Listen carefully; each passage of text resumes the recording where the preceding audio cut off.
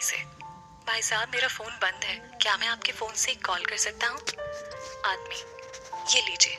Rajiv number dial करता है। विशाल phone उठाता है। हेलो राजीव। हेलो विशाल, मैं राजीव बोल रहा हूँ। विशाल खुशी से, कहाँ है तू? मैं दोपहर से तुझे ढूंढ रहा हूँ। मीटिंग में था इसीलिए तेरा कॉल रिसीव नहीं कर पाया। स्टेशन पहुंचा और तू नहीं मिला। फोन भी बंद है तेरा। तू बता कहाँ है, मैं अभी आ रहा हूँ। राजीव, ये कोई कान्हा जी का मंदिर है, बस वहीं खड़ा हूँ। विशाल, तू वहां से हिलना मत, मैं अभी आया। राजीव मंदिर की सीढ़ियों पर बैठा इंतजार कर रहा था। विशाल अपनी बाइक से पहुंचता है। उसे देखकर राजीव के चेहरे पर स्माइल आ जाती है। विशाल गाड़ी से उतरकर उसकी तरफ भागता है। दोनों एक दूसरे को गले लगाते हैं। विशाल, तू ठीक तो है ना? थोड़ी देर मेरा वेट नहीं कर सकता था? मैं आ रहा था ना। और ये तेरे हाथ में क्या हुआ? अब चुप क्यों है? कुछ बोल तो सही। राजीव, तू कुछ बोलने देगा तो बोलूंगा ना। विशाल फिर से राजीव को हक करता है। विशाल, चल घर चल। दोनों बाइक पर बैठते हैं। राजीव रास्ते में उसे सब कुछ बताता है। चांदनी और पिंकी हाथों में कॉफी लिए हुए छत पर टहल रही होती है। चांदनी, पिंकी, आज का दिन तो हमें हमेशा याद रहेगा। पिंकी ठहाका लगाते हुए, वो तो है। चांदनी भी जोर से हंसते हुए, पहले वो सिक्की और फिर वो लड़का। पिंकी, क्या हुआ? तेरे चेहरे की हवाइयां क्यों उड़ गईं? दोनों छत से नीचे देखते हुए विशाल और राजीव एक साथ करके नीचे खड़े हैं। पिंकी और चांदनी दोनों की आवाज गायब हो जाती है। विशाल की नजर छत पर खड़ी चांदनी और पिंकी पर पड़ती है। विशाल, वहां क्या कर रहे हो? दोनों नीचे आओ, तुम्हें किसी से मिलवाना है। राजीव भी छत की तरफ देखते हुए दोनों उसे देखकर पीछे हट जाती है, पर वो दोनों को पहचान जाता है। उनकी स्कूटी भी देख लेता है। विशाल, ये मेरी बहनें हैं पिंकी और चांदनी। राजीव चौंक कर, तेरी बहनें? ये दोनों तेरी बहनें हैं? विशाल, हाँ, चल मिलवाता हूँ। विशाल राजीव के साथ चांदनी के घर जाता है। पिंकी और चांदनी नीचे आकर घर में छिपने की जगह ढूंढ रही हैं। विशाल, अंकल आंटी, ये मेरा दोस्त है राजीव, आज ही आया है लुधियाना से। राजीव, नमस्ते। सिन्हा, नमस्ते बेटा, आओ बैठो। सुमन, चाय लोगे या कॉफी? राजीव, कुछ नहीं आंटी। विशाल, ये दोनों कहाँ हैं? सिन्हा, अभी तो यही थी, वो रही पर्दे के पीछे। पिंकी, चांदनी, यहाँ आओ बेटा, वहां क्यों खड़ी हो? दोनों डरी सहमी बाहर आकर खड़ी हो जाती हैं।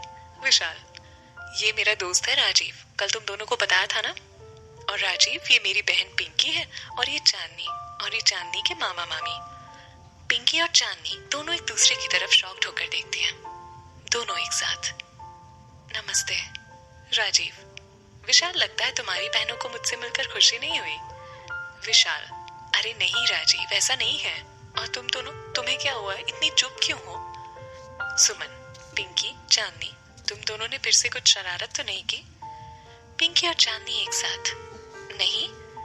विशाल, अंकल, राजीव का आज मुंबई में पहला दिन था, और वो भी इसके लिए हमेशा के लिए यादगार हो गया। सुमन, मतलब? विशाल, एक तो मैं इसे लेने टाइम पर नहीं पहुंचा, फिर एक लड़की ने इसे अपनी गाड़ी से टक्कर मार दी, फिर एक और लड़की ने इसे हमारे घर का गलत एड्रेस दे दिया। राजीव की नजर चांदनी और पिंकी पर है, और वो दोनों खामोशी से सिर झुकाए सुन रही हैं। विशाल, एक मिनट, कहीं तुम दोनों ने ही तो इसे टक्कर नहीं मारी? राजीव, कहीं ये दोनों तो नहीं थी वो लड़कियां? सिन्हा उठकर चांदनी के पास जाकर प्यार से उसके सिर पर हाथ फेरते हुए, नहीं, मेरी चांदनी ऐसा कभी नहीं कर सकती, और अगर उससे कोई गलती हुई भी होती तो वो मुझे आकर जरूर बताती। यूं वो किसी को दर्द में छोड़कर कभी नहीं भागती, वो वहीं रुकती और राजीव की हेल्प करती। चांदनी की आंखों में आंसू भरे थे।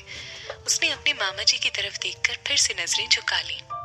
उसे इस बात का एहसास हो गया कि उसने आज गलत किया है, लेकिन अब भी उसमें सच कहने की हिम्मत नहीं है। पिंकी भी उदास है। राजीव, ठीक कहा अंकल आपने, ये दोनों वो लड़कियां नहीं है। चांदनी और पिंकी राजीव की तरफ ऐसे देख रही हैं जैसे किसी ने उन्हें आज बचा लिया। दोनों अपने किए पर शर्मिंदा भी हैं। विशाल, आंटी मैं चलता हूँ। राजीव, घर चले? राजीव, हाँ। विशाल, पिंकी जी, आप भी घर चलने का कष्ट करेंगी? राजीव के लिए रूम ठीक किया तुमने? पिंकी, हाँ भाई, कर दिया। विशाल, तो अब चले? पिंकी, जी। विशाल राजीव का सामान लिए सबसे आगे और पिंकी उसके पीछे जाती है। फिर राजीव भी दरवाजे की तरफ बढ़ता है। उसकी नजरें अब भी चांदनी पर ही टिकी थी। चांदनी, मामी मैं 1 मिनट में आई।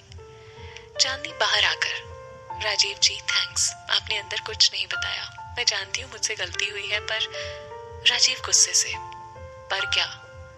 जो इंसान अपनी गलती एक्सेप्ट नहीं कर सकता, मैं उसे इंसान नहीं समझता। और तुम में तो इतनी इंसानियत भी नहीं है कि मुझसे माफी मांग लेती। और वैसे भी मैं अंदर चुप तुम्हारे लिए नहीं था, तुम्हारे मामा जी के लिए था, जिन्हें शायद खुद से ज्यादा भरोसा है तुम पर। विशाल, राजीव तू बाहर ही क्यों रुक गया? चला मैं तुझे मेरी फैमिली से मिलवाता हूँ। राजीव विशाल के घर में आता है। विशाल, राजीव ये मेरे माँ पापा हैं और पिंकी से तो तू मिल ही चुका है। वैसे घर में एक और सदस्य है, मेरी दादी, जो फिलहाल मथुरा गई हुई है। राजीव दोनों के पैर छूता है। मनोरमा, खुश रहो। रमेश, भगवान तुम्हें कामयाबी दे। मनोरमा, पिंकी ये सामान विशाल के साथ वाले रूम में रख दे। बेटा तुम फ्रेश हो जाओ, मैं खाना लगाती हूँ। पिंकी सामान उठाकर ऊपर के रूम में जाती है। विशाल, राजीव के गले में हाथ डालकर, चल तुझे तेरा रूम दिखाता हूँ। दोनों रूम में आते हैं। विशाल, ये तेरा रूम कैसा लगा? राजीव, बहुत अच्छा है, थैंक्स यार। विशाल, थैंक्स किस लिए? तू दोस्त है मेरा, तूने बहुत कुछ किया है मेरे लिए, मेरी पढ़ाई में इतनी हेल्प की। तेरी वजह से ही तो मैं इंजीनियरिंग कर पाया। खुद भी पढ़ता था पर मुझे भी पढ़ाता था, वरना मेरे बस की नहीं थी इंजीनियरिंग। थैंक्स तो मुझे बोलना चाहिए। पिंकी भी वही सब सुन रही थी और मुस्कुरा रही थी। विशाल, अच्छा अब जल्दी से फ्रेश होकर नीचे आ जा। विशाल नीचे चला जाता है और राजीव अपना बैग खोलकर अपना सामान निकालने लगता है। पिंकी, राजीव भैया आज जो भी हुआ उसमें गलती चांदनी की नहीं थी, मेरी थी। मैंने ही गोलगप्पे का नाम लेकर उसका ध्यान गाड़ी से हटवाया था, जिसकी वजह से आपको चोट लगी। मैंने ही उसे भागने को कहा था। उसने तो बोला भी था कि हमें आपकी मदद करनी चाहिए थी, पर मैंने उसकी बात नहीं मानी। मुझे माफ कर दीजिए और चांदनी को भी। राजीव, अच्छा लगा जानकर कि तुम्हें अपनी गलती का एहसास है। पिंकी, तो आपने मुझे माफ कर दिया? राजीव, हाँ कर दिया। पिंकी खुशी से, थैंक यू भैया। और चांदनी को? राजीव, माफी किसने मांगी? पिंकी, मैंने। राजीव, आई होप कि तुम्हें तुम्हारे सवाल का जवाब मिल गया होगा। पिंकी, जी। पिंकी, आपको किसी चीज की जरूरत हो तो आप मुझे बता देना। राजीव मुस्कुराकर, ठीक है। विशाल, राजीव जल्दी आओ, मुझे भूख लगी है। पिंकी नीचे आकर विशाल से, राजीव भैया आ रहे हैं। विशाल, तो चल खाना लगा। पिंकी, जी। राजीव, आप लोगों ने अभी तक खाना शुरू नहीं किया? मनोरमा, तुम्हारे बिना कैसे शुरू करते बेटा? विशाल, वैसे मेरी माँ खाना बहुत अच्छा बनाती है। सब खाना खा रहे हैं। विशाल, वैसे तेरा इंटरव्यू कितने बजे है? राजीव, सुबह 11 बजे। रमेश, ये नौकरी तुम्हें जरूर मिलेगी बेटा। मनोरमा, ठीक कहा आपने, ये नौकरी तुम्हें ही मिलेगी। रमेश, तुम्हारी फैमिली में कौन कौन है बेटा? राजीव, बस मैं और मेरी माँ। मनोरमा, और तुम्हारे पिता क्या करते हैं? राजीव कुछ सोचकर, वो नहीं है। सब खामोश हो जाते हैं। पिंकी, माँ मेरा खाना हो गया, मैं चांदनी के घर से आती हूँ। मनोरमा, कोई जरूरत नहीं है, दिन भर साथ में रहती हो, फिर भी बातों से तुम दोनों का पेट नहीं भरता। चल रसोई साफ करने में मेरी मदद कर। पिंकी, माँ प्लीज थोड़ी देर में आ जाऊंगी। विशाल, थोड़ी देर मतलब 2-3 घंटे। पिंकी, भाई तुम। पिंकी, अच्छा गुड नाइट तो बोलकर आने दो। विशाल पिंकी का मजाक उड़ाते हुए, तेरे रूम में जा, खिड़की खोल और गुड नाइट बोल दे। पिंकी चिढ़ते हुए, भाई तुम। माँ अब अगर आप मुझे नहीं जाने दोगे तो भाई भी नहीं जाने देगा। मनोरमा, हाँ नहीं जाएगी, तू जा, ये सब किचन में रख। रमेश, जाने दो मनोरमा, थोड़ी देर में आ जाएगी। मनोरमा, नहीं। पिंकी गुस्से से बर्तन पटकते हुए किचन में जाती है। राजीव, मैं रूम में जाता हूँ। विशाल भी साथ जाता है। राजीव रूम में जाकर अपनी माँ की तस्वीर टेबल पर रखता है। विशाल, राजीव तू यहाँ है, आंटी तो वहाँ अकेली होंगी। राजीव, हाँ एक बार मुझे जॉब मिल जाए तो माँ को भी यहीं ले आऊंगा। इस नौकरी का मिलना मेरे लिए बहुत जरूरी है।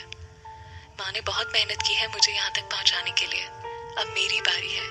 जिंदगी से एक बात सीखी है मैंने, जिसके पास पैसा और नाम है सारी दुनिया उसके कदमों में है, और जिसके पास पैसा और नाम नहीं है ना, उसे तो शायद जीने का भी हक नहीं है। विशाल, राजीव, जिंदगी में पैसा ही सब कुछ नहीं होता राजीव, पर मेरे लिए है। अपनी माँ के कदमों में मैं दौलत का ढेर लगा देना चाहता हूँ। विशाल, डोंट वरी राजीव, ये मुंबई है, सपनों का शहर, और तेरे सपने भी जरूर सच होंगे।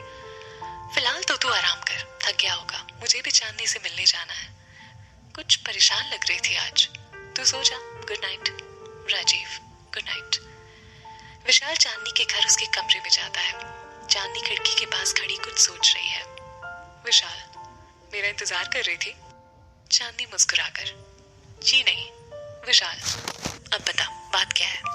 चांदनी, बात? कौन सी बात? विशाल, ओए, बचपन से जानता हूँ तुझे, तो मुझसे तो झूठ बोलने की कोशिश करना भी मत, समझे? अब बता क्या हुआ? ऑफिस में कुछ हुआ, या फिर आज उस सिकंदर ने परेशान किया? चांदनी, विशाल, आज तुम्हारे दोस्त राजीव को जिस लड़की ने टक्कर मारी थी वो मैं थी, और मैंने ही उन्हें गलत एड्रेस बताया था। विशाल, क्या तूने उसे? चांदनी नजरें झुकाकर, हाँ। विशाल, ओह, तो इसलिए इस खूबसूरत चेहरे पर ये उदासी है। इधर देख मेरी तरफ। चांदनी विशाल की तरफ देखती है, उसकी आंखों से आंसू बहने लगते हैं। विशाल उसके आंसू पोंछता है। विशाल, चांदनी, तू ही कहती है ना कि गलती करने वाला हर इंसान बुरा नहीं होता, और जो इंसान अपनी गलती माने और फिर उसे सुधारे, उससे अच्छा कोई इंसान नहीं होता। अपनी कही बात तो खुद भूल गई। तू जानती है ना तुझे सुबह उठे क्या करना है? चांदनी मुस्कुराकर खुशी से, हाँ। विशाल, दैट्स लाइक माई चांदनी, चल अब सो जा, गुड नाइट। विशाल जाने लगता है। चांदनी भाग कर उसे गले लगाती है। थैंक्स। विशाल, किस लिए? चांदनी, विशाल, विशाल, अब मैं जाऊं? चांदनी, गुड नाइट। चांदनी खिड़की बंद कर ही रही होती है कि सामने की खिड़की से आवाज आती है, पिंकी, गुड नाइट चांदनी। चांदनी, गुड नाइट पिंकी।